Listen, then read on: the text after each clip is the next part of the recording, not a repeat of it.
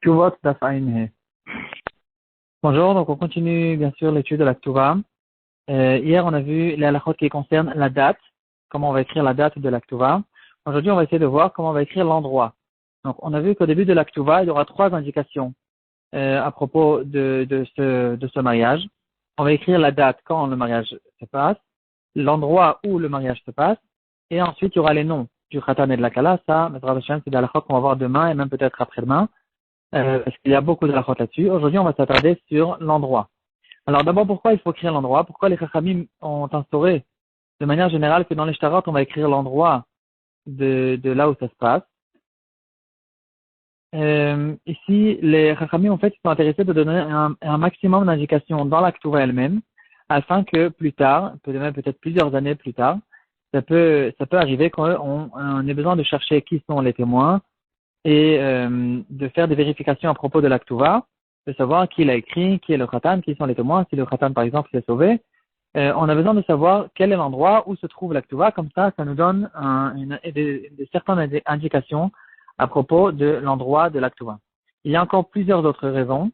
Par exemple, à propos de la somme, quand on va écrire une certaine somme, on va écrire tant et tant de zérovim, tant et tant ou bien de notre temps. On va écrire tant et tant de dollars. Alors, il faut savoir si on se trouve en Amérique, alors c'est des dollars d'Amérique. Si on se trouve en Canada, je pense aussi, ça s'appelle des dollars. Ou en tout cas, il y a d'autres pays où on appelle la monnaie s'appelle des dollars. Et donc, il faut qu'on sache où on se trouve pour qu'on sache de quelle monnaie il s'agit. Il y a d'autres endroits, d'autres raisons encore. Il y avait des raisons à l'époque. Aujourd'hui, elles sont plus tellement. C'est des raisons qui n'existent plus tellement. C'est parce qu'il y avait des différents minagim, toutes sortes de minagim à propos du Khatan et de la Kala. Qu'est-ce que le Khatan il est censé donner? Il y a toutes sortes de choses qui ne sont pas forcément écrites dans la Ktuva. On s'appuie sur le minag de l'endroit. Et donc, on a besoin de savoir où le mariage se passe, et de manière générale. Tout le temps, le mariage se passe à l'endroit où, par exemple, où la Kala elle habite. Et donc, de cette manière-là, on peut arranger des problèmes quand il y a pris des disputes. On peut savoir quel était le minag, quel est le rav de tel endroit, quelles sont les habitudes de cet endroit-là, pour savoir en fait quelles étaient les intentions du Khatan et de la Kala lorsqu'ils se sont mariés. Ça, il n'y a plus tellement cette raison aujourd'hui, parce que les minagim sont plus ou moins fixes. Il y a les minagim Sfarad, Ashkenaz, etc. Chacun en fonction de ses minagim. Et de toute façon, le mariage ne se fait pas du tout forcément à l'endroit où ils vont habiter, où ils ont habité même avant.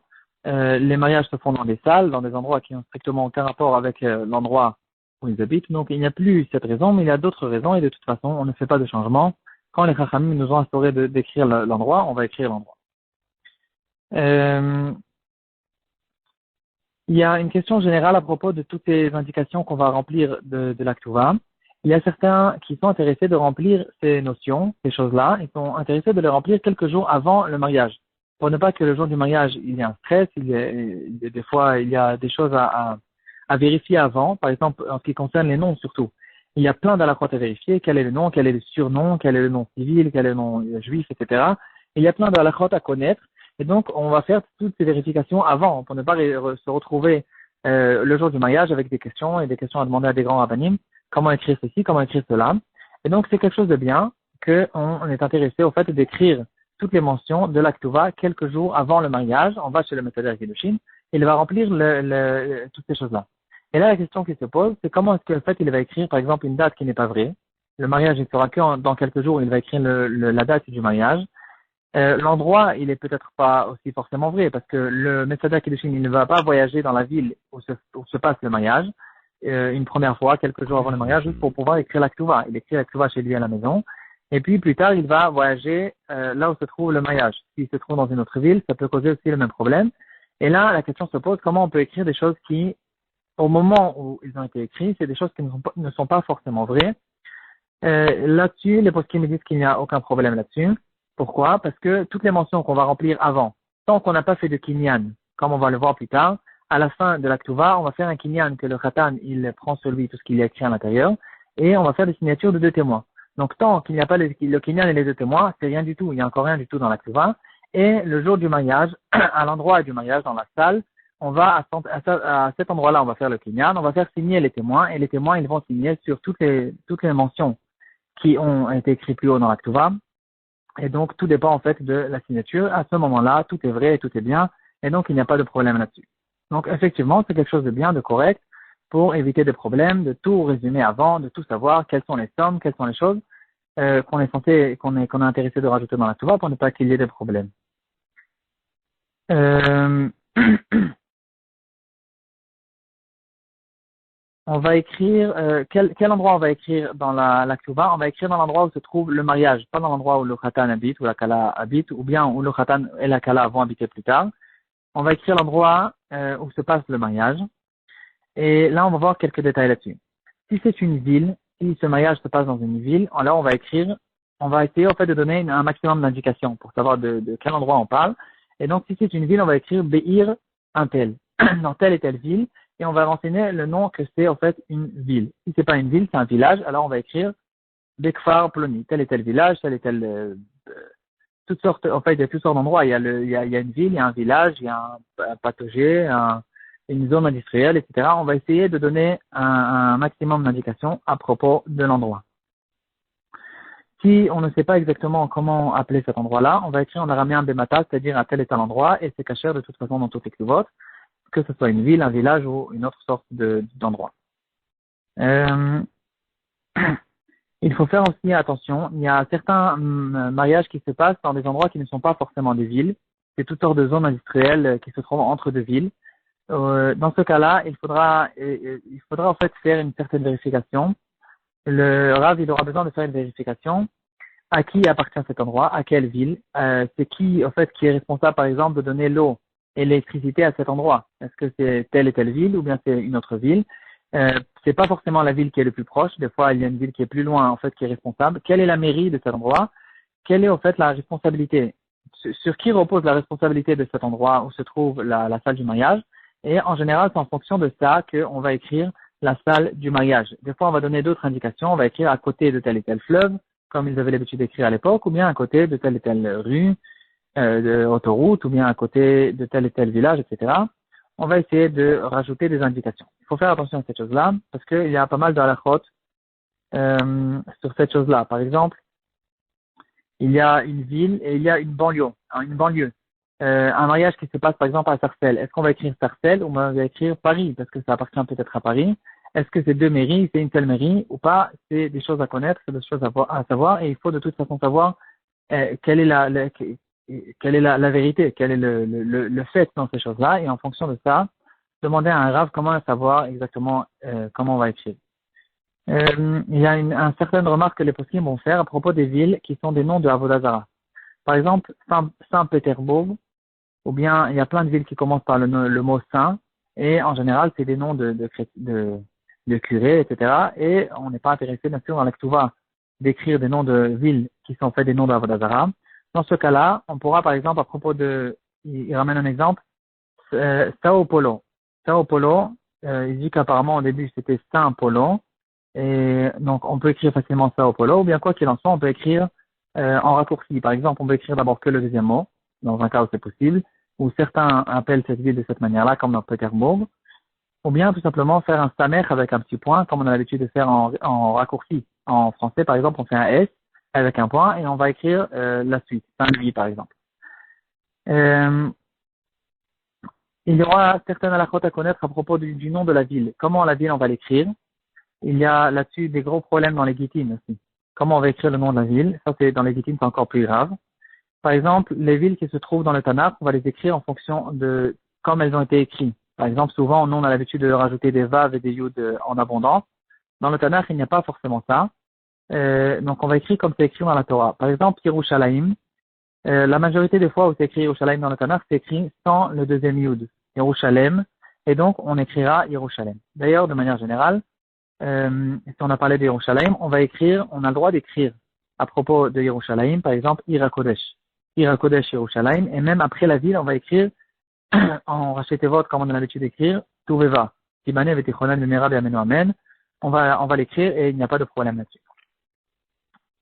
De notre temps, il y a toutes sortes de mariages qui se font à toutes sortes d'endroits bizarres.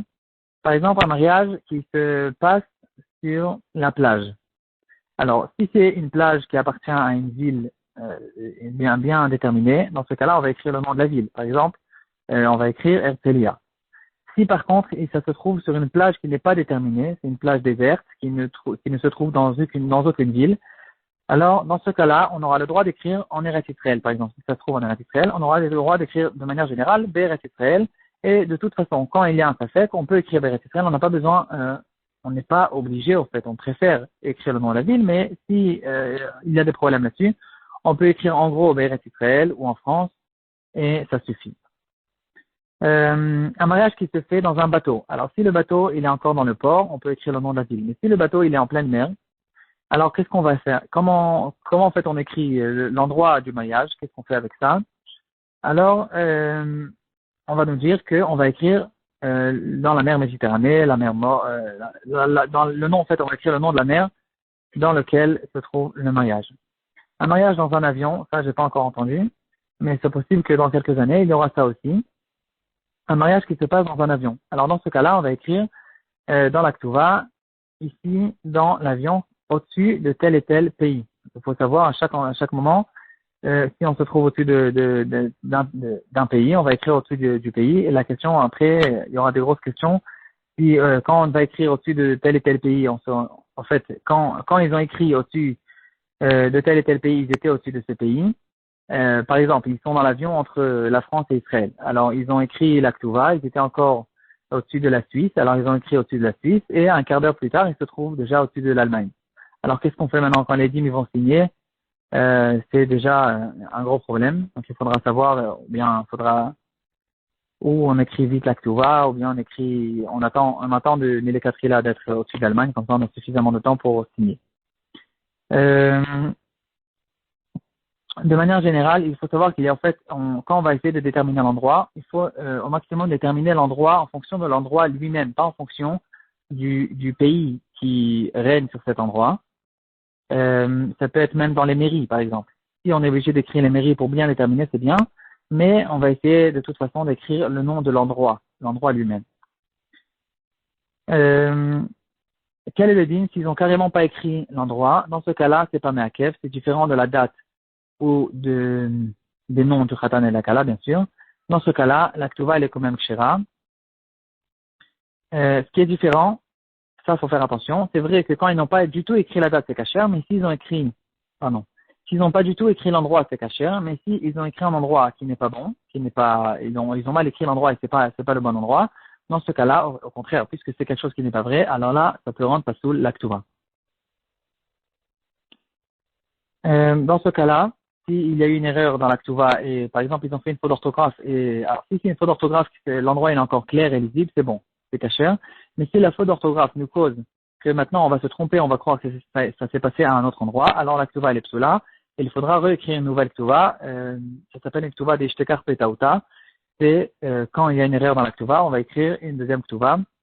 Que dans la deuxième Ktuva, ça sera écrit clairement en fait que c'est une deuxième Ktuva à cause du fait que dans la première Ktuva, il y a eu une erreur. À propos des Gitin, c'est encore plus rameau. Il y a des sfarim entiers, des poskim qui en parlent à n'en plus finir, des questions qui ont tourné dans le monde entier depuis toutes les générations en fait. Comment écrire telle et telle ville, comment écrire cette ville qui a plusieurs noms. Des fois elle a un nom juif, un nom goy. Ou bien le problème principal, c'est comment écrire une ville qui a été donnée dans une langue et de l'écrire en Lashon HaKodesh.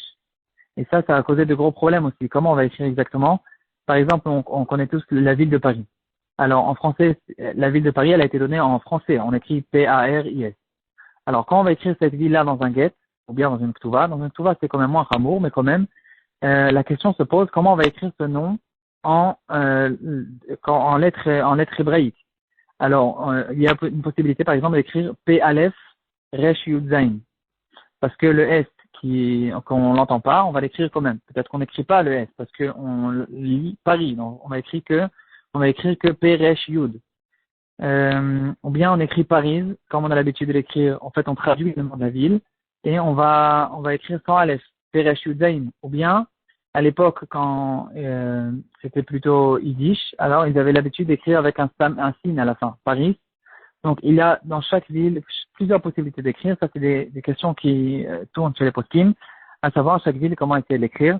Donc c'est des choses à vérifier avant le mariage pour ne pas se retrouver le jour du mariage avec des questions et rester bête sans savoir comment écrire certaines choses.